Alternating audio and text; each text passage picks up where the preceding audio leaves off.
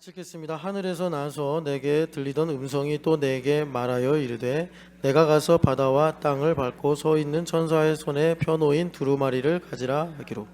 내가 천사에게 나아가 작은 두루마리를 달라 한즉 천사가 이르되 갖다 먹어버리라. 내 배에는 쓰나 내 입에는 꿀같이 달리라 하거늘. 내가 천사의 손에서 작은 두루마리를 갖다 먹어버리니 그 내 입에는 꿀같이 달아 먹은 후에 배에서 쓰게 되리라. 내 그가 내게 말하기를 내가 많은 백성과 나라와 방언과 임금에게 다시 예언하여야 하리라 하더라. 아멘. 당신의 입에 말씀이 달아지기를 축복합니다. 인사합시다. 다시 한번 당신의 입에서 율법책이 떠나지 않기를 축복합니다. 주야로 말씀을 묵상하시기를 축복합니다. 자, 1부 때 천국 열쇠를 우리가 좀 정리를 했어요. 사실 새벽과 철야에 쭉 들었던 말씀인데 정리를 한번 한 거죠. 그래서 이제 얘들아 여기 봐봐라. 이거 전체 화면으로 좀 보여주세요. 오늘의 세 가지 이미지가 있습니다. 원래는 제가 이제 한 가지 이미지로만 보통 하는데 세 가지 이미지. 그래서 이게 천국 열쇠입니다. 왜 열쇠가 기역자로 생겼냐고 저는 몰라요. 제가 프로토콜을 입력했는데 AI가 이렇게 그려줬어요. 근데 시간이 없는데 뭐 이거 갖고 시비를 걸겠습니까? 그냥 빨리 그냥 다운로드 받았지. 어쨌든 중요한 거는 천국 문이 열리고 있는 겁니다. 그래서 저기서 빛이 이렇게 스며 나오는 거예요. 우리는 지금 흑암에 갇혀 있는데 주님께서 교회가 된 우리에게 이렇게 천국 열쇠를 주셨다. 그래서 천국 열쇠라는 건 뭐냐면 팥죽 한 그릇이 있다는 거예요. 에서는 망령된 사람이기 때문에, 다시 말해서 영적 가치가 함몰된 사람이기 때문에 그 팥죽 한 그릇을 히브리서 12장에 보니까 한 그릇의 음식으로 봤다 이렇게 말을 해요. 그런데 천국 열쇠를 가지는, 뭐 거기서 천국 열쇠가 나오진 않지만 이제 성경이 다 유기적으로 연결되어 있으니까 야곱은 그것을 장자권 축복권으로 받더라. 그러니까 오늘 나의 팥죽 한 그릇에 해당되는 뭐 흔한 일상의 대화라든지 한 순간이라든지 한 번의 선택이라든지 만남이라든지 이런 일들이 우리가 교회가 되어 살아가면 예사롭지 않게 보이는 거죠. 예사롭지 않게. 여러분 아까 전에 1부 때 제가 이제 이렇게 구도를 다시 한번 이렇게 보여드렸는데 요거 한번 보여주세요. 예. 요거 새벽 예배 하신 분들은 계속 그리잖아요. 제가 계속 그렸는데 여러분 뭐 제가 다 얘기하지 않겠습니다. 왜냐하면 정치 이야기, 사회 이야기, 문화 얘기가 다 들어가서 뭐 여러분들도 생각이 그쪽으로 흩어질까봐. 여하튼 간에 요즘에 그 킹 오브 킹스가 뭐 미국의 박스 오피스 1위를 했다 해가지고 화제가 됐었는데 그걸 한 번에 그냥 잠재워버린 사건이 있어요. 이게 뭐냐면 캐대헌이라고 K 뭐 어쩌고저쩌고 헌터스 이게 있어요. 근데 자 그런 것들이 지금 집중을 받고 있단 말이에요. 다 여기 문제예요. 아이고. 야, 여기 문제. 그러니까 사람들이 지금 여기에 관심이 되게 많은 거예요. 뭐 현실이 힘들어서 그런지 정말 미혹의 영이 크게 역사해서 그런지 제가 우리나라에서 78년부터 살았는데 지금까지 우리나라에 이렇게 무속, 점, 귀신 이런 것들이 이렇게 중흥할 때가 없었어요. 지금까지. 예. 그러니까 제가 걱정이 되는 게 옛날에 이제 20대 초반에 대학 다니면서 신촌에 와서 놀 때 그때는 한참 신촌이 핫플레이스였는데 죄다 점집이었거든요. 그래서 제가 되게 그 대학 때 놀러 와가지고 아니 연대, 이대 다 미션 스쿨이고 이뿐만이 아니라 서강대, 홍익대에서 여기는 신촌은 이제 아카데믹한 도시인데 왜 이렇게 점집이 많아? 되게 의아했어요. 그런데 제가 이제 개척하려고 돌아와 보니까 점집이 싹 없어졌어요. 대흥동, 저기 아현동 고개, 여기 신촌 굴다리 개발되면서 싹 없어졌더라고 점집이. 야 깨끗해졌네. 그랬어요. 그런데 이게 웬일이에요. 드라마마다 영화마다 뭐 다 귀신 얘기예요. 다 귀신 얘기. 결국에는 또 넷플릭스에서 이런 거 만들어가지고 이게 K 컬처다 그래가지고 지금 그런 노래, 그런 만화, 그런 영화가 지금 뭐 하여튼간에 이렇게 대표적으로 자리를 잡고 있단 말이에요. 그러니까 제가 지금 무슨 말씀 드리는 거냐면 지금 이 싸움이 엄청나다. 보이지 않는 영적 세계에서 우리가 이거 알아야 된다. 그래서 하늘과 땅의 관계인데 예수님께서 교회를 이제 말씀하시는데 바울도 에베소서에서 교회가 무엇인지를 말씀하시고 고린도전서에서도 교회를 말씀하시지만 누구보다도 정확하게 그리고 뭐라 그럴까 본질적으로 말씀하신 분은 예수님이죠. 예수님 자체가 교회시니까. 그래서 예수님께서 교회를 이렇게 말씀하셨다고. 그래서 이 땅에서 자 말하자면 팥죽 한 그릇이란 말이에요. 에서는 몰랐죠. 그 팥죽 한 그릇이 그런 건지 그냥 오늘 먹는 짜장면 한 그릇하고 비슷하다고 생각한 거예요. 그런데 천국 열쇠를 가진 사람은 팥죽 한 그릇을 장자권으로 보는구나. 영적인 분별력이 있다라는 것입니다. 제가 어제 이런 일이 있었어요. 이제 주캠 학부형 중에 한 분이 뭐 이렇게 주캠 소식 듣고 뭐 이러면서 감사한 마음이 생겨가지고 아이들 간식을 준비했어요. 그래서 닭강정을 준비하신 거예요. 근데 이제 단톡방에 닭강정 감사합니다 하고 나중에 제가 그랬어요. 닭강정 맛 좀 보게 좀 주세요. 그랬더니 자기들끼리 다 먹었다는 거예요. 그래서 제가 이제 전화를 했어요. 들을 만한 사람한테. 허윤실 집사님. 아니 모가지뼈라도 하나 담임 목사님을 갖다 줘야지. 니들끼리 다 먹냐? 제가 막 그랬어요. 근데 허 집사님이 진짜 그날 바쁜 날이었어요. 왜냐면 철야하고 그리고 이제 아침에 일찍 와서 주캠 다 섬기고 그런데 집에서 영감님이 아프대요. 나 좀 살려달래. 그러니까 허윤실 집사님이 교회 하루 종일 섬기고 영감님 병원 모시러 가느라고 자칭 테토남인데 맨날 이렇게 골골대지 모르겠어요. 그래서 어제 저녁에 만나서 제발 좀 영양제 좀 먹어요. 내가 막 그랬는데 여튼간에 그래서 남편 병원 이제 모시고 가는 와중에 담임 목사는 전화해가지고 닭을 니들끼리 다 먹냐? 그러니까 허 집사님이 얼마나 참 마음이 상할 수 있겠어요. 뭐 노느라고 그런 것도 아니고.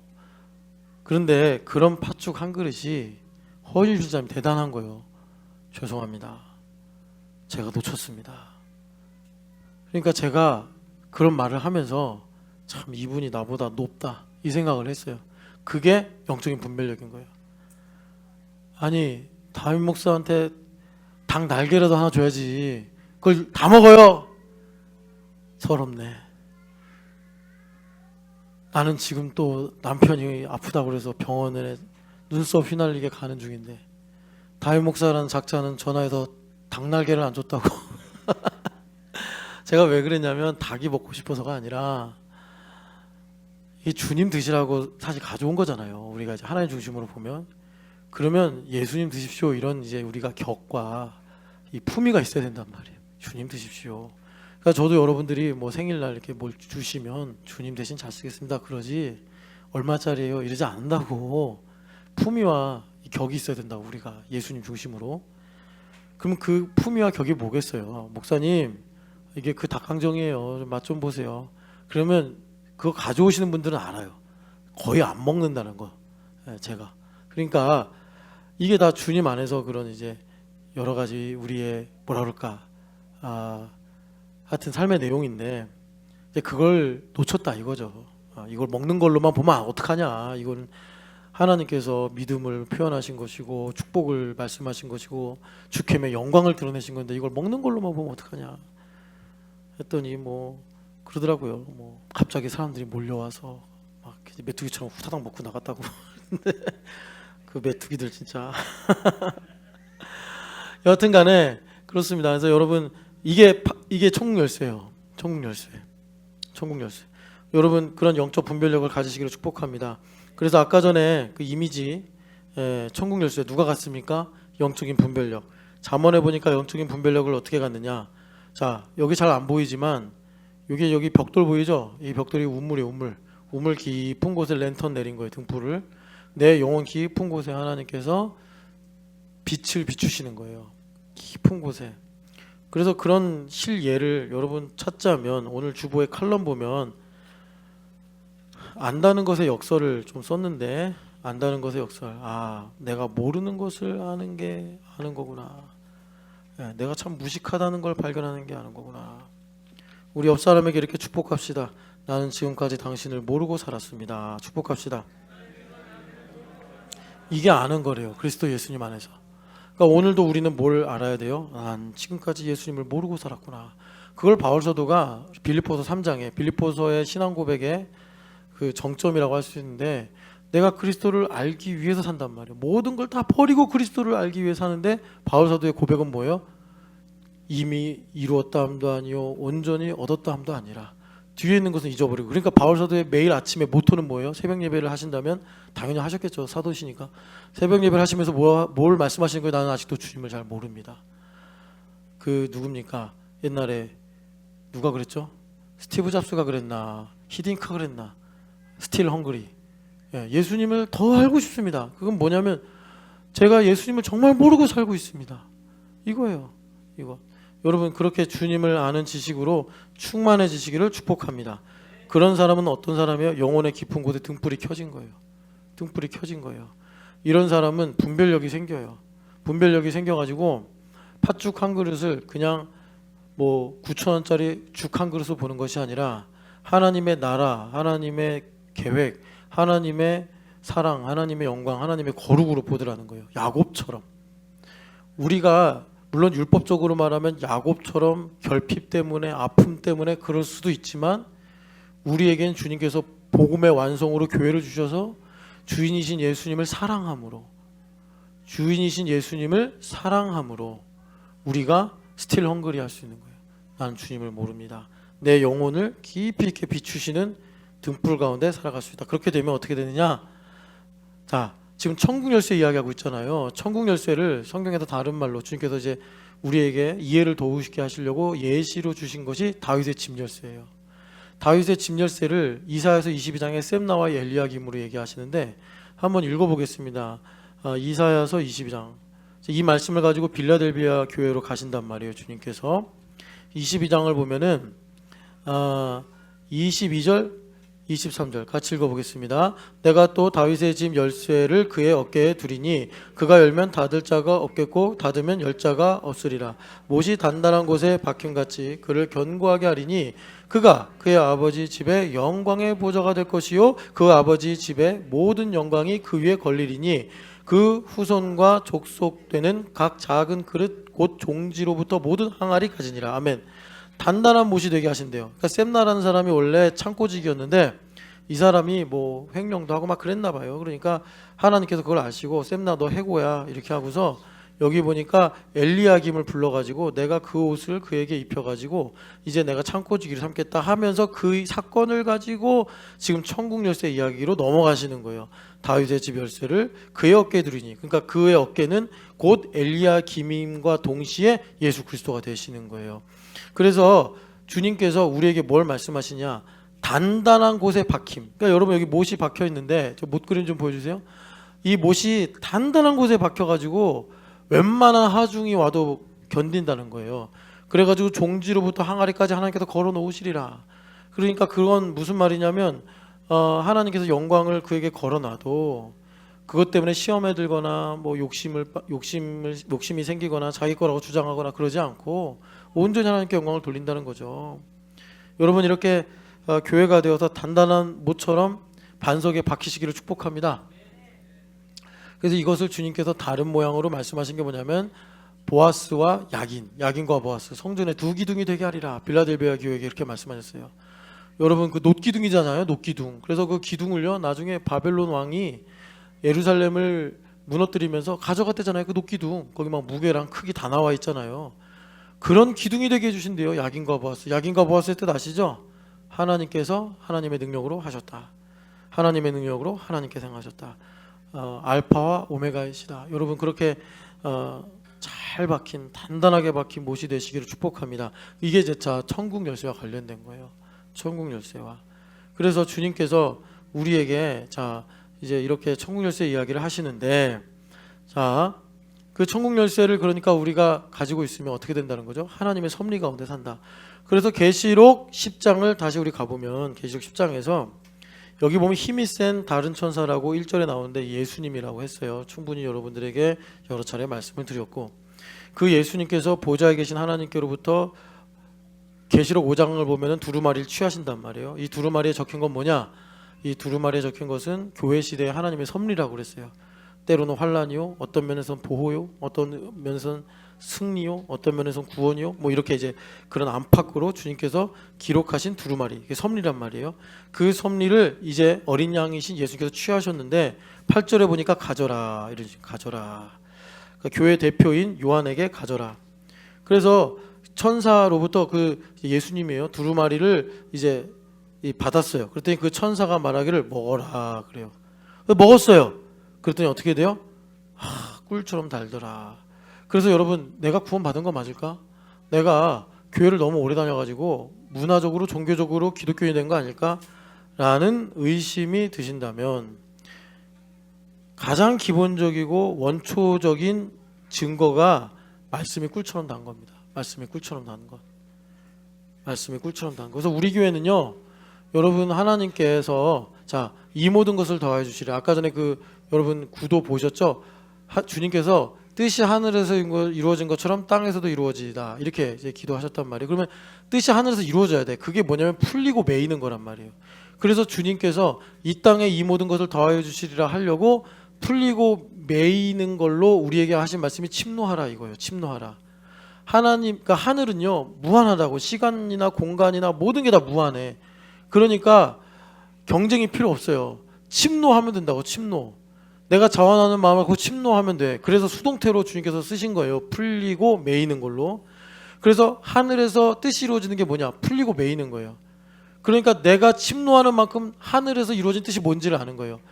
양석유가, 자, 김채율 어딜 보는 거야? 양석유가, 자, 지금부터 시작을 해서 얘가 인생을 살면서 하나님 나라를 침노하는 거예요. 하나님의 사랑이 얼마나 큰지 침노하고, 하나님의 능력이 얼마나 큰지 침노하고, 하나님의 지혜가 얼마나 큰지를 침노하는 거예요.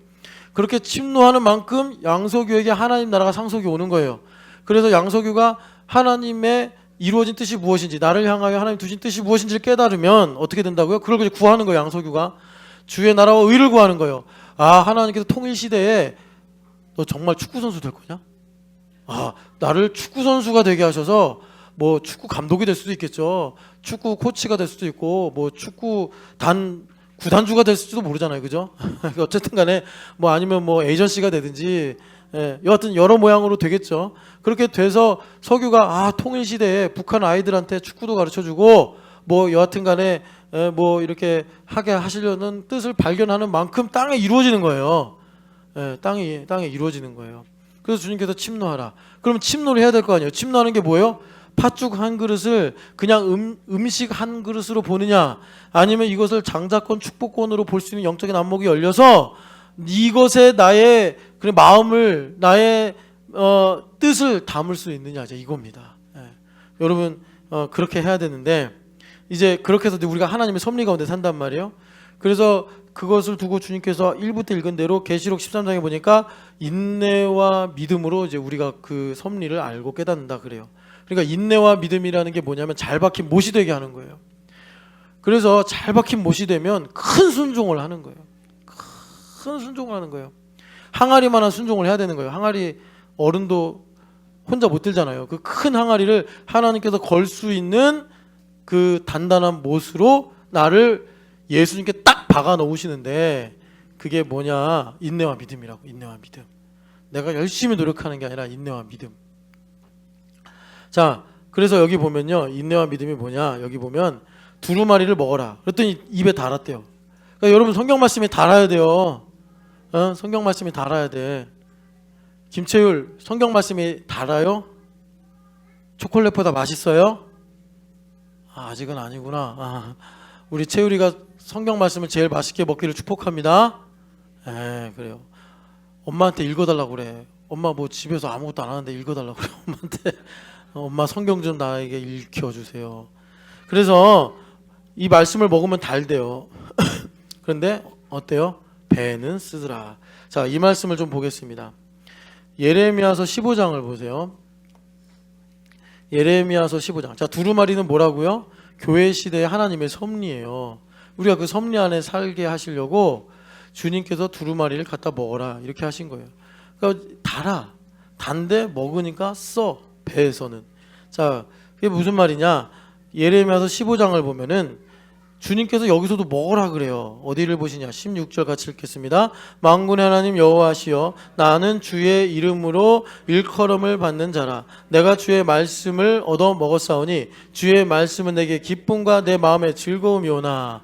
여러분들 한번 추억을 해보세요. 말씀을 기쁘게 듣고 교회등 40일 할 때 감동을 받고 어쩔 때 설교를 들으면서 저거 나한테 주시는 말씀이구나. 그게 이거예요. 내게 기쁨과 내 마음의 즐거움입니다. 이걸 말하는 거예요.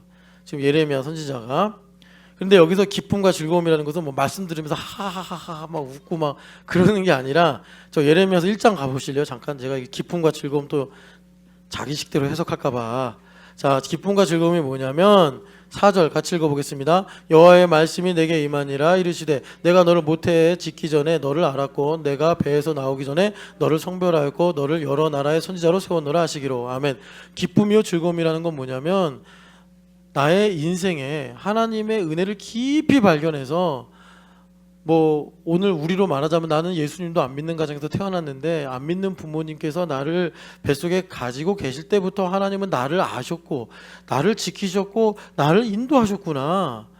이게 나의 기쁨이요 즐거움이라고 예레미야 선지자가 말하는 거예요. 예레미야는 이제 제사장 무리들 중에 한 분이셨는데 이분이 어느 날 말씀의 은혜를 받았는지 깨달은 거예요. 누구처럼요? 바울 사도처럼.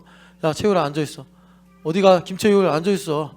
김채율 이리 와, 앉아있어.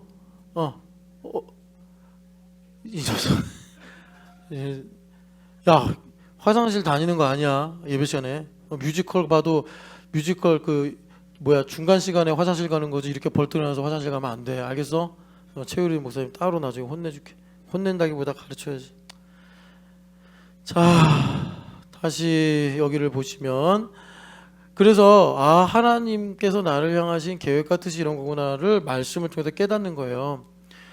뭐 내가 살면서 참 힘들었던 순간이 있는데 그때도 여기서 모태 그리고 어머니 뱃속에서 성별했다, 이게 뭐예요? 내가 지식으로 헤아릴 수 없는 그런 깊이까지 하나님은 다 알고 계셨고 나를 아셨구나. 꼭 과거형으로 엄마 뱃속에 있을 때부터 이것만 가리키는 게 아니라 정말 내 기억에도 내 어떤 경험에도 뭐라 그럴까 내재만 돼 있지 의식에 없는 그런 우리의 뭐 순간들 있지 않습니까? 내가 두려웠을 때 의식으로 드러나는 두려움도 있고 의식 깊은 곳에 있는 두려움도 있고, 근데 그런 것들까지도 주님은 다 아셔서 살피셨더라. 그래서 그런 것들을 발견하고 깨달을 때 나에게 기쁨이었고 즐거움이었는데, 자 17절 읽어보겠습니다. 내가 기뻐하는 자의 모임 가운데 앉지 아니하며 즐거워하지도 아니하고 주의 손에 붙들려 홀로 앉았사오니 이는 주께서 분노로 내게 채우셨습니다. 뱃속에 들어가니까 어떻게 된대요? 아까 전에 사도 요한이 두루마리를 먹으니까 쓰다 한 것처럼 정말 이 말씀이 나를 연단하고 나를 새롭게 하니까 옛날에는 정말 세상의 기쁨이 나에게 달았고 그리고 세상에 어떤 사람이 주는 것이 나에게 만족이 되고 의지가 됐는데 이제는 그러지 않더라는 거예요. 뭐 솔로몬이 말년에 허망하다, 돈 벌어도 허망하고 뭐 업적을 남겨도 허망하고 뭐 내가 또 지식을 추구해도 허망하다 한 것처럼 내가 그렇게 인생 말년이 되지 않았는데도 하나님의 말씀이 내 안에 역사하면 그동안 내가 그렇게 생명같이 여기던 것, 내가 그렇게 귀하다고 생각했던 것, 그것이 아무것도 아니구나. 이렇게 이제 하나님의 열심히 나를 채워서 나에게 이런 일종의 소화되는 과정들을 주시다라는 거예요. 나의 체질을 바꾸시는 거예요. 나의 체질을 바꾸시는 거예요. 그래서 18절도 이어서 읽겠습니다. 나의 고통이 계속하며 상처가 중하여 낫지 아니하면 어찌 됨이니까 주께서는 내게 대하여 물이 말라서 속이는 시내 같으시리다. 아멘. 그러니까 여기 보면은 이 말씀이 마치 여러분 욥의 말과 같죠. 그러니까 하나님께서 연단하시는 거예요. 연단하니까 참 이전에 하나님 날 사랑하는 것 같았고 내가 바른 길을 걷는 것 같았고 내가 이렇게만 하면 잘 될 줄 알았는데 이제 두루마리를 먹어가지고 이 두루마리가 내 뱃속에서 나에게 흡수가 되고 소화가 되고 나에게 이제 리얼리티가 되니까 어떻게 돼요? 이제 나의 어둠이 드러나는 거예요. 그래서 야고보서 1장에 너희가 시험을 받을 때 하나님께 시험을 받는다고 말하지 마라. 시험을 받는 것은 자기 욕심에 끌려갈 뿐이다. 무슨 말이에요? 에베소서 5장 13절 말씀과 같아요. 교회가 되어서 어둠이 드러난다는 거예요. 그러니까 그 어둠이 드러나니까 마치 하나님 날 왜 괴롭히십니까? 그러는데 그게 아니고 하나님께서 나를 단단한 못이 되게 하시려고 내 영혼 깊은 곳에 등불을 딱 들이대니까 무시무시한 리워야단이 있고 무시무시한 뭐 무서운 뭐 욕심과 두려움과 이런 것들이 있는 거예요. 그러니까 주님은 나에게 속이는 신의 같으시리까. 주님께서 뭐 우리한테 얻을 게 뭐가 있어? 나를 속이고 나를 힘들게 하겠습니까? 내 안에는 정욕과 탐심이 드러나는 거죠. 그래서 19절 읽어보겠습니다. 여호와께서 이와 같이 말씀하시되 내가 만일 돌아오면 내가 너를 다시 이끌어 내 앞에 세울 것이며 내가 만일 헛된 것을 버리고 귀한 것을 말한다면 너는 나의 입이 될 것이라. 그들은 내게로 돌아오려니와 너는 그들에게로 돌아가지 말지니라. 아멘. 너희들이 그런 순간에 있을 때 요동하지 말고 헛된 것을 버리고 허망한 생각을 분별해서 너희들 팥죽 한 그릇이 장자권인 것을 믿어라. 그러면 20절에 너를 견고한 노성벽이 되게 하리라. 여기서 또 노성벽이네요. 놋기둥, 노성벽, 단단한 못, 단단하게 박힌 못. 여러분 이렇게 주님 앞에서 귀하게 쓰임 받으시기를 축복합니다. 그게 입에는 달고 배에는 쓰다라는 거예요. 배에는 쓰다. 자, 그래서 요 양상을 다른 면으로도 볼게요. 마태복음 13장을 보시면 마태복음 13장 여기 보면은 예수님께서 천국이 뭐냐를 이제 우리가 영안이 이렇게 이제 좋지 않으니까 주님께서 비유로 말씀하시는데 사실 비유로 말씀하시는 것은 자 11절 읽어보겠습니다. 대답하여 이르시되 천국의 비밀을 아는 것이 너희에게는 허락되었으나 그들에게는 아니 되었나니. 자 주님께서 요한계시록 10장을 보니까 두루마리를 한마디로 요약을 합니다. 한마디로 요약을 하세요. 그 요약이 뭐냐? 비밀이다. 이거는 밀교에서 자기들만 알려고 감춰놓은 그런 비밀이라는 얘기가 아니라 하나님께서 온 천하에 다 공공연하게 드러내셨는데 허락이 되는 사람만 보게 되는 것이기 때문에 비밀이다라고 말씀하시는 거예요. 그러니까 허락이 된 사람만 본다는 건 뭐냐면 마음을 열고 주님 앞에서 은혜에 반응하는 것을 선택하는 사람들이 본다 이거예요. 그래서 여기 보면은 이 비밀을 아는 것이 허락이 됐다는 내용이 뭐냐면 그 앞에 네 가지 이 비유가 나오는데 이건 엄밀히 말하면 천국 비유가 아니고 천국 복음이 우리 삶에서 어떻게 완성이 되는지를 주님께서 마치 모든 천국의 통치가 이루어지는 플랫폼과 같은 말씀을 하신 거예요. 그래서 여러분 이 네 가지 이 의 내용을 각 떨어진 이 케이스들로 보시는데 사실은 이게 다 하나로 연결된 거예요. 그러니까 우리는 죄인이었잖아요. 허물과죄로 죽었던 우리 죄인이기 때문에 하나님께서 말씀하셔도 하나님께서 은혜를 주셔도 느끼지 못하고 깨닫지 못하는 거예요. 제가 요즘의 시대상을 자기중심의 시대다. 디모데후서 3장에 보면 자기를 사랑한다 이렇게 말씀하잖아요. 그게 나르시시즘이잖아요. 나르시스 이 뭐 신화 있잖아요. 그래서 이거 뭔가 하고 찾아봤더니 이게 나르시스는 이제 그리스어를 영어로 이렇게 좀 부르기 쉽게 바꾼 거고 그리스어로는 좀 복잡해요. 뭐 나르시스 코스인가, 뭐 하여튼 그래요. 근데 그 이름, 그러니까 그 누군가 신화를 만들면서 그런 이야기를 만들면서 이름을 거기에 이제 주인공 이름을 정한 거잖아요. 그렇게. 그런데 그 나르시스라는 그 사람의 이름의 뜻이 뭐냐면 무감각이래요. 그러니까 디모데후서에 자기를 사랑하며 그래가지고 무감각해진다고. 은혜에 대해 무감각해지는 게 당연한 줄 아는 거예요. 무감각해지는 거예요. 우리가요 은혜라는 게 어떤 거냐면 이 천국도 다 은혜에 관한 얘기인데 정말 내 인생에 99.99999 불행해요. 그런데 0.0001 하나 은혜라는 걸 내가 느껴 깨달아 발견해. 그럼 그 나머지 99.999를 뒤집는 게 은혜예요. 그러니까 은혜를 아직 모르는 사람은 뭐 은혜가 더 있냐 뭐 은혜가 없냐 이런 얘기를 하는데 정말 우리가 뭐 전쟁이 나고 뭐 경제적으로 파산하고 그래서 너무 고통스러운 순간에 있으면 90.999는 너무 힘들게 느끼지 않겠습니까? 사실 그럴 리도 없겠지만 나는 그렇게 느껴.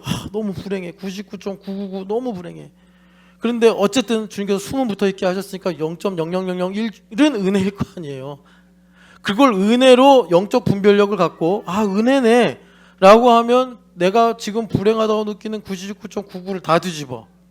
그러니까 내가 자기 사랑이라는 가장 심각한 우상 숭배에 빠지면 나르시스트가 되면은 은혜를 모른다고.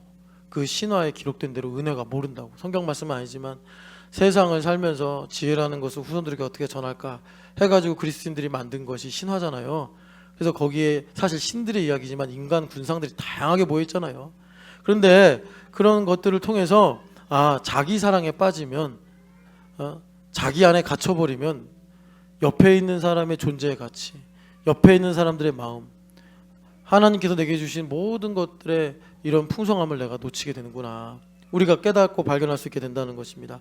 그래서 길가가 그런 거예요. 길가가 우리 허물가지로 죽어서 하나님께서 아무리 말씀의 씨앗을 뿌려도 아니 몇 년이 지났는데도 없어. 왜 없지? 참새 가서 다 먹어.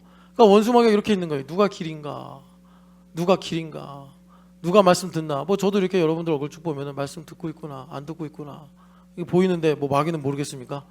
그럼 원수마귀가 졸개를 푸는 거예요. 얘들아, 저기 말씀 씨앗들 다 걷어와라. 그러면 충성스럽게 고놈들이 가가지고 다 하는 거예요. 다 주워 먹어. 그런데 이제 주님께서 이제 입에는 달게 하신단 말이에요. 그게 뭐냐면 13장에 보시면 돌밭이 나오잖아요. 돌밭. 자, 20절 보시면 돌밭에 뿌려졌다는 것은, 같이 읽어보겠습니다. 돌밭에 뿌려졌다는 것은 말씀을 듣고 즉시 기쁨으로 받되. 이제 말씀이 들리는 거예요.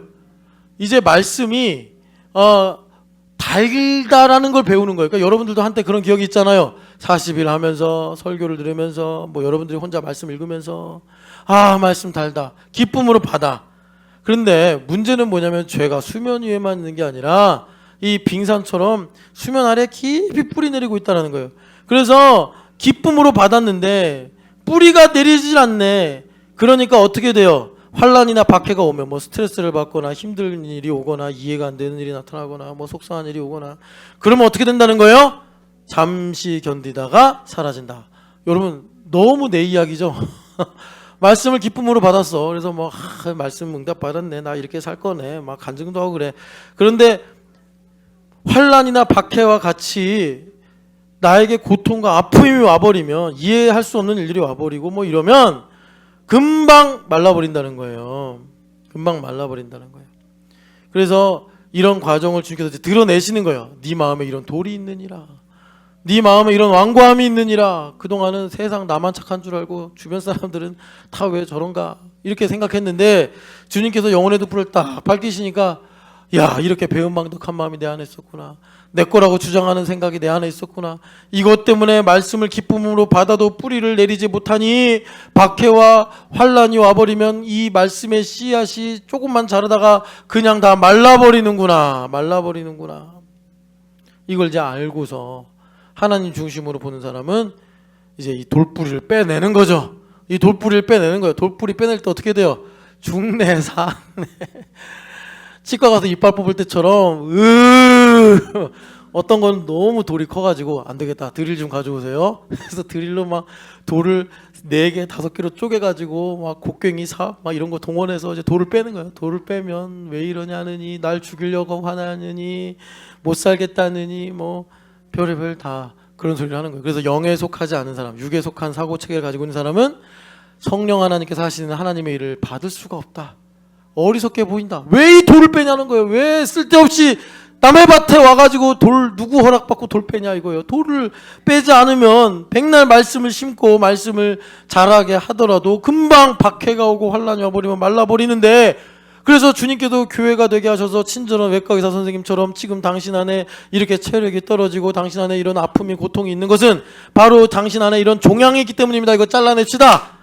이렇게 하는데 뭐 나를 속이냐느니, 너 돌팔이 아니냐느니 막 이러면서 못 빼는데 그럼 주님께서 기다리시죠. 언제쯤 저럴까. 그래도 감사하게 좀 머리가 돌아가니까 이 돌이구나. 그래서 주님께서 돌 빼요. 돌 빼고 나면 이제 뭐죠? 가시떨기가 있는 가시떨기. 그래서 가시떨기에 다 뿌려져. 그래서 자라긴 자라요. 자, 22절 읽어보겠습니다. 가시떨기에 뿌려졌다는 것은 말씀을 들으나 세상의 염려와 재물의 유혹에 말씀이 막혀 결실하지 못한 지. 자라긴 자랐는데 가시떨기에 있으면 어떻게 돼? 자라긴 자라. 그래서 뭐 꽃도 필 수 있고 뭐 이파리도 제법 크게 무성하게 열릴 수 있어. 그런데 뭐가? 열매는 못 맺어요. 열매를 얻으려면 모르겠어요. 저는 식물학자는 아닌데 우리 저기 모 플랜트한테 물어보세요. 식물에 관해서 근데 모플랜트는 꽃을 별로 안 좋아한대요. 아무래도 뭐 꽃이 시들기 때문에 슬퍼서 그런 것 같아. 그래서 자기는 꽃에는 관심이 없습니다. 근데 꽃이 안 피면 열매가 없잖아. 꽃을 좋아하는 모플랜트가 돼야 되는데 꽃을 안 좋아해. 열매를 좋아하겠죠. 근데 여기 보면은 아무래도 이게 열매를 맺으려면 뭔가 이렇게 이제 우리가 해산의 수고를 하듯이 식물도 그런 게 있지 않겠습니까? 열매를 맺으려면 지도 뜨거운 때앞에서 견뎌내고 위기를 극복하고 그래야지 열매를 맺겠죠. 그런 에너지가 있어야겠는데 그 에너지가 부족한 거예요. 왜요? 세상의 염려와 재물의 유혹 때문에. 뭐 다른 말로 세상을 사랑하는 마음이죠.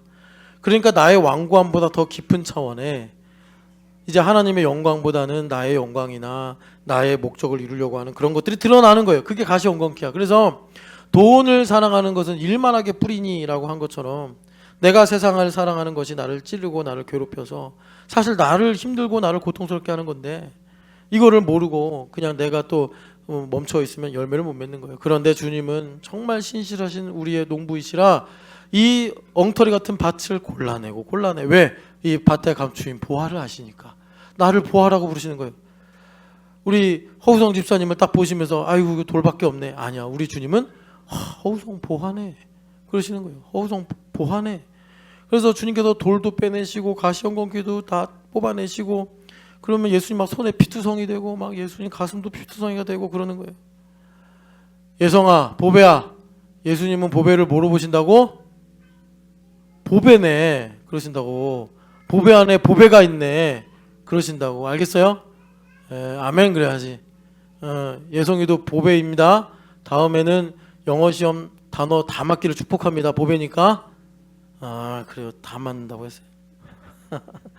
자, 그래서 그렇게 되면 어떻게 하면 다 맞느냐? 자, 23절 같이 읽어보겠습니다. 좋은 땅에 뿌려졌다는 것은 말씀을 듣고 깨닫는 자니 결시하여 어떤 것은 100배, 어떤 것은 60배, 어떤 것은 30배가 되느니라. 아멘. 예성이 저번에 9개 맞았지? 10문제에서. 그러니까 30배만 돼도 넉넉하게 맞아. 다음에 30문제 봐도 다 맞는단 말이야. 30문제. 할 수 있겠어요? 할 수 있다고 해야지. 예수님 하시면. 어떻게 하면? 좋은 땅만 되면.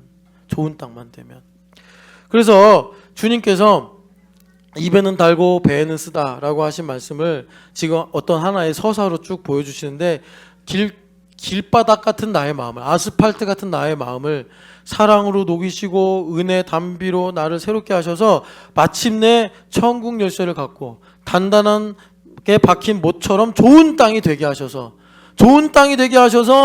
뿌리기만 하면 30배, 뿌리기만 하면 60배 열매를 맺는 인생으로 주님께서 바꾸신다. 그러면 여러분, 자, 길 그리고 좋은 땅 이거는 뭐 명확하잖아요.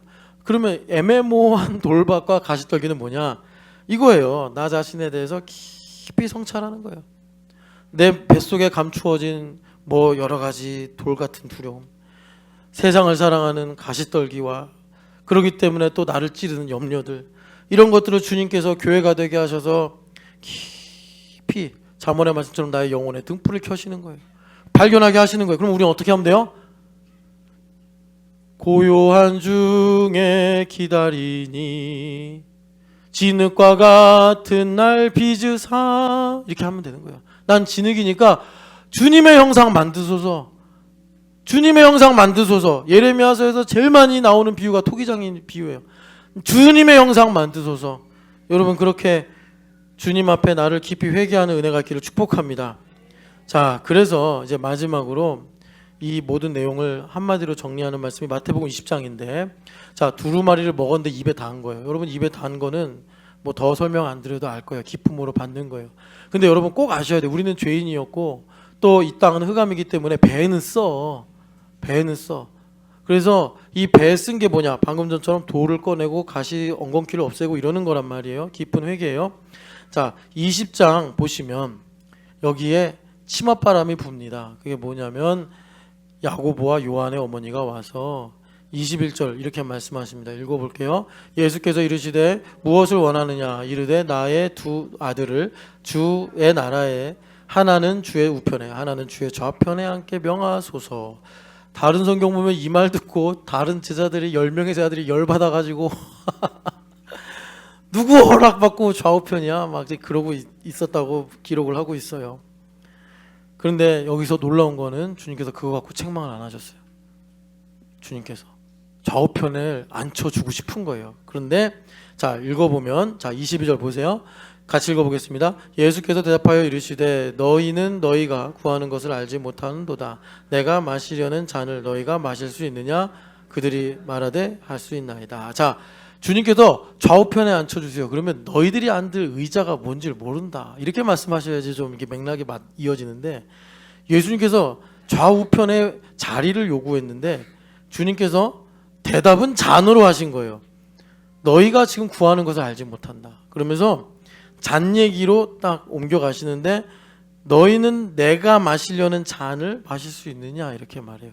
그러면 잔이라는 게, 여러분 지금 뭐 예수님께서 어디 찻잔에다 차를 딱 따르시고 마셔볼래? 이런 게 아니시잖아요. 이 비유인데 잔이 뭐냐 봤더니 28절 같이 읽어보겠습니다. 인자가 온 것은 섬김을 받으려 함이 아니라 도리어 섬기려 하고 자기의 목숨을 많은 사람의 대속물로 주려 함이니라. 아멘. 요것이 예수님의 잔이에요. 요것이 예수님의 잔이에요. 그러면 예수님께서 대속물로 자신의 목숨을 준다는 게 뭐냐면, 우리에게 적용하면, 예수님은 이제 우리 인류를 구원하시기 위해 이 땅에 오셨으니까 우리로 적용하면 이런 것입니다. 좀 설명을 생략하고 말씀을 드릴게요. 여러분들 인생에 다 고난이 있잖아요. 고난이 있는데 이게 이제 대속물이 된다는 게 뭐냐면, 여러분들이 뭐 누구의 죄를 사해주고 속량해 준다는 게 아니라, 사실 우리의 고난은 흑암에서 당한 고난이기 때문에 이스라엘 백성들이 광야를 행진한 것처럼 형벌적 고난이에요. 형벌적 고난. 형벌적 고난인데, 그래서 하나님의 진노 아래 있다고 말하잖아요, 인생을. 그런데 내가 예수님을 만나고 보니까 그 광야 40년의 방황이 형벌적 고난에서 가나안에 들어가게 하시는, 그러니까 하나님의 섭리를 보여주는 대리적 고난이 됐단 말이에요. 이런 것들이 다 하나하나 모여가지고 예수 그리스도의 십자가의 고난과 연결되는 거예요. 그러니까 내 인생을 이제 예수님께서 마시는 잔을 마신다는 건 뭐냐면, 나의 인생을 형벌적 고난으로 봐가지고 여전히 두려워하고 여전히 정죄받고 여전히 하나님과의 관계가 엉켜있는 게 아니라, 대리적 고난으로 본다는 건 뭐냐면, 이것을 통해서 이루실 하나님의 영광과 선하신 뜻을 내가 바라봄으로 뭐라고 고백하는 거죠? 그리스도의 남은 고난이라고 말하는 거예요. 그런데 나의 인생에 이 가난이든지 질병이든지 고통을 그리스도의 남은 고난으로 볼 수 있게 하는 레버리지가 뭐냐면 교회란 말이에요. 그래서 바울 사도가 골로새서 1장 24절에 교회를 위하여 그리스도의 남은 고난을 내 육체에 채운다, 이렇게 인생을 고백한 거예요.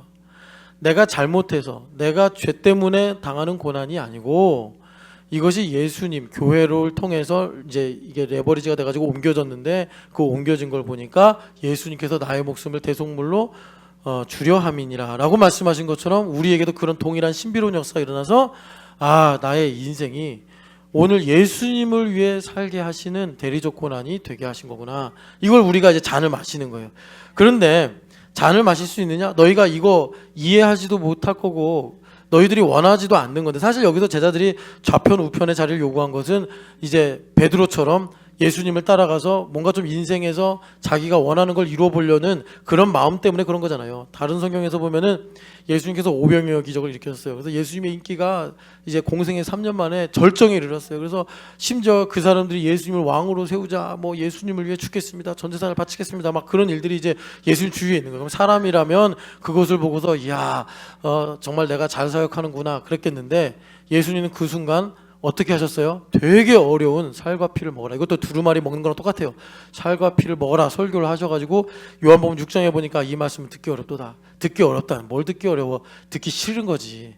그러니까 듣기 싫으니까 다 떠났대잖아요. 그 뒤로는 예수님을 따르던 사람들이 다 흩어지고 고작 딱 12명 남았는데 그 중에 한 명은 가룟 유다고, 그리고 예수님을 정말 사랑하는 여인들 몇 명, 뭐 막달라 마리아, 그리고 요한나, 뭐 이런 여인들, 예수님의 어머니, 이런 여인들 빼고 11명 제자들 딱 남은 거예요. 그러니까 예수님께서 나중에 그 11명을 보고 너희들도 가려느냐 하니까, 그때 참 베드로 선생님이 예수님, 영생의 말씀이 여기 있는데 우리가 어디로 가리까, 이런 이제 신앙 고백을 했단 말이에요.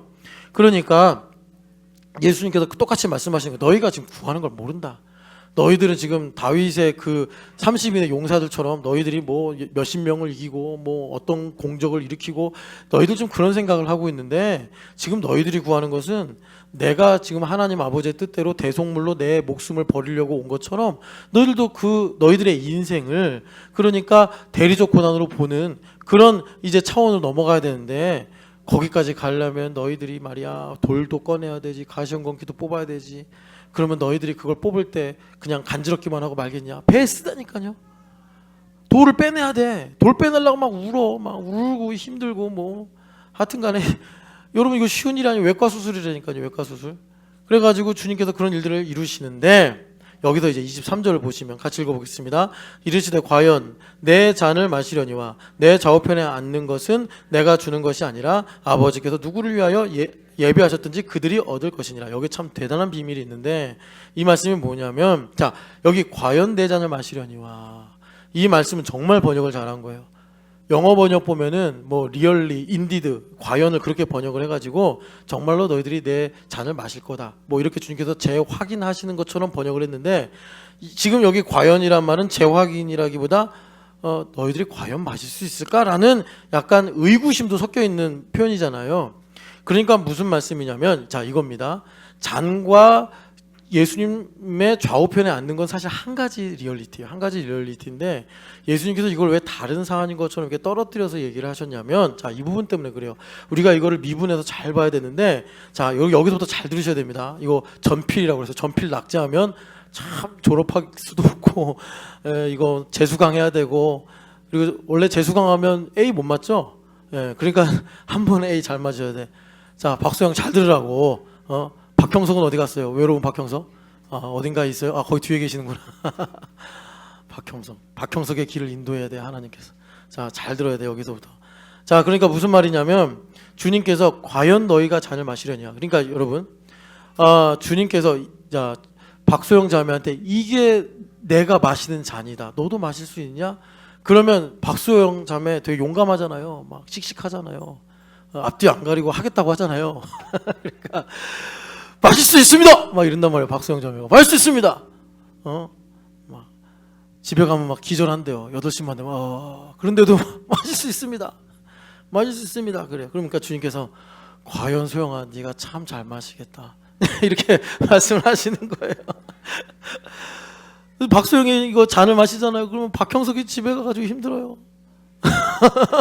너무 피곤하니까 막 과민성 장염에 막 지금 잔을 마시고 그 과민성 장염이래요?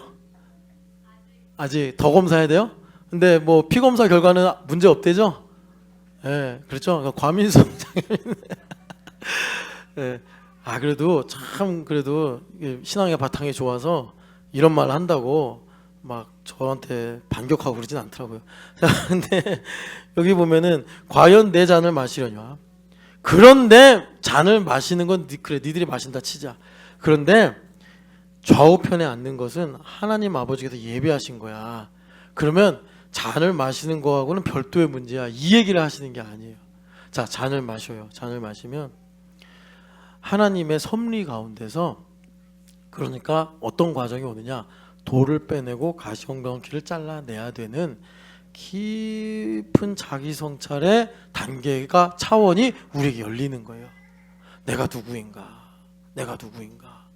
그러니까 내가 두려움이 있다면 그 두려움에 저 지평선 끝까지 가보는 거예요. 한번. 그러니까 옛날에 중세시대 때는 지구가 평평하다 생각해가지고 지평선 끝에 갔다가 한 발짝만 더 나가면은 우주의 낭떠러리로 추락한다고 그랬대잖아요. 그 콜럼버스가 아니야 지구는 둥글 거야 해가지고 도전을 했는데 과연 지구는 둥근해 그랬대잖아요. 그러니까 우리 머릿속에는 여전히 지구가 평평하다고 생각한다고. 내 인생은 평평하다. 그래서 내가 생각하는 저 두려움의 지평선 끝에서 한 발짝만 더 나가면 난 죽는다 그렇게 생각해서 땅 끝까지 가라고 하신 주님의 말씀에 대해서 나는 no 두려워요 이제 이런다고.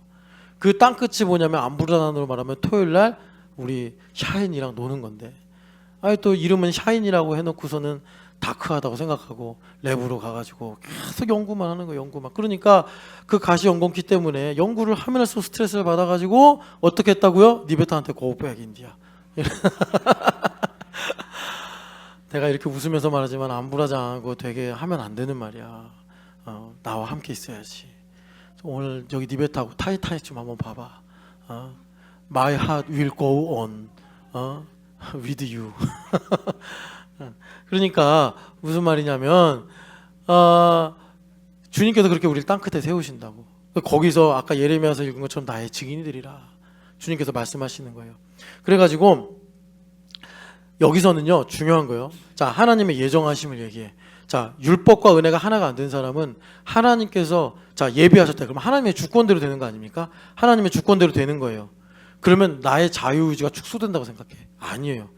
그러니까 복음의 능력을 제대로 아는 사람은 오늘 복음의 완성인데 내가 교회가 되어서 복음의 완성 가운데 살게 되면 자 온유야 아버지가 너한테 그런다고 너가 무엇을 하든지 아버지가 너가 원하는 것을 할 수 있게 도와줄게 그런다고. 그거는 너가 아버지의 통제 아래 있다는 건데 그 통제는 너의 자유의지를 극대화시켜주는 거란 말이야. 그러니까요 여러분 하나님의 예비하신 가운데 있으니 우리가 자유의지를 극대화하여서 아까 전에 보여드린 이미지처럼 내 영혼의 깊은 곳에 등불을 비추실 때 아까 예레미야가 말한 것처럼 주님 어찌하여 나를 속이는 시내 같으십니까? 이런 고백이 된단 말이에요. 주님 왜 내 상처가 낫지 않습니까? 이런 고백을 하게 된단 말이에요. 그럼에도 불구하고 하나님의 예정하심이 있다라는 분명한 믿음 때문에 물 위를 걸어가라는 주님의 명령에 반석 위를 걸어가듯이 우리가 흔들리지 않고 두려워하지 않고 갈 수 있단 말이에요. 그 길을 걸어갈 때 우리가 뭡니까? 천국 열쇠를 가지고 이 땅에서 하나님의 섭리하에 살아갈 수 있게 된다.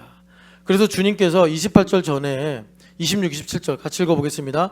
너희 중에 그렇지 않아야 하냐니 너희 중에 누구든지 크고자 하는 자는 너희를 섬기는 자가 되고 너희 중에 누구든지 으뜸이 되고자 하는 자는 너희 중에 종이 되어야 하리라. 여러분 이 말씀 뭡니까? 내가 은혜를 깊이 한 거예요. 내가 내 영혼의 가장 깊은 곳까지. 신영기 집사님은 사업에 철학과 신념이 있잖아. 근데 신성원은 없더라고. 신성원 부루마블 했는데 서울 땅 사놓고 장사가 안 돼가지고 망했대요. 보통 이 부루마블 다 아시죠? 서울 땅을 사면 이게 노른자 땅이라서 통행료 한 번만 받으면 인생 역전하거든요. 그래서 신성원 씨 서울 땅을 샀는데 나중에는 거지가 돼가지고 서울 땅을 팔았대요. 그러니까 성원이한테 내내 그래야 돼. 너는 절대로 사업법을 하면 안 되느니라. 부루마블 기억하지? 너 유연이는 1등 했대요. 부산 땅 가지고 1등을 했대요. 그 통행료가 50만 원인가 60만 원밖에 안 되는 거 가지고 거부가 됐대요. 예, 유연이는. 그러니까 유연이는 복부인이 되려나 봐 나중에. 근데 성원이는 서울 땅을 사놓고서도 망했대. 이런 일이 없거든요. 서울 땅을 사놓으면 반드시 부루마블에서 최고 부자가 되는 지름길인데 그 땅을 잘못 사는 바람에 나중에는 이제 파산을 했더라. 슬픈 얘기가 있었습니다. 그래서 신집사님 절대 넌 사업을 하면 안 된다. 성현이는 모르겠어. 성현이는 맨날 이렇게 신나서 돌아다니는 거 보니까 사업을 할 수완이 있는지 모르겠는데 성원이는 공부 열심히 하라고 하세요. 뭐 행시를 보든지 뭐 하여튼 그런 국가고시 봐가지고 나라의 관료가 되거라 이렇게 해야 된다고. 알겠지 신성원? 아니면 곤충학자가 돼. 성원이가 하도 자연사 박물관을 많이 다녀서 얼마 전에 교회에서 논쟁이 생겼어요. 사람은 원숭이가 진화된 거야. 그래가지고 도대체 이 아이를 누가 이렇게 만든 거냐고. 하도 그냥 교과서와 박물관에서 너무 많이 배워가지고. 자, 제가 무슨 말씀을 드리는 거냐. 26, 27절 보니까 종이 된다고 말씀하십니다. 은혜를 깊이 알면요. 은혜를 깊이 알면 종 되어 사는 게 행복해. 누구의 종이죠? 사람의 종이 아니라 주님의 종이 되어 사는 거예요. 주님의 종이 되어 사는 거예요. 그것이 천국 열쇠를 갖는 거예요.